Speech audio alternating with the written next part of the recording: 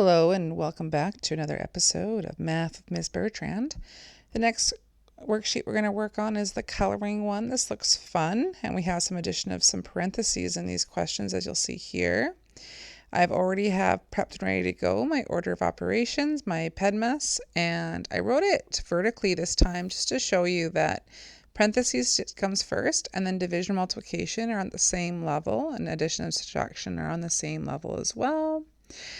Looking through these questions, I actually want to solve with you the last question here, because I think this one's kind of the most interesting.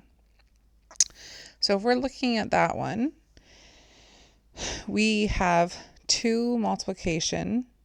So we have 2 times bracket 5 times 4 close bracket. Now, if we had no bracket or parentheses, we would just go 2 times 5 times 4 because multiplication is done left to right. But since we have brackets here, we actually have to do the 5 times 4 first. So 5 times 4 is 20, and then we rewrite the 2 times, and we get 40.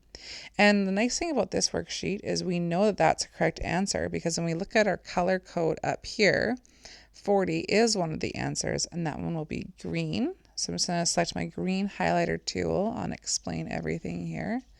And I'm just going to highlight this in green. So when you're doing these questions, make sure that no matter which question you're doing, so if it's this one right here, the 10 times 3 plus 1, make sure you're doing that bracket first. Okay, make sure you're doing this bracket first.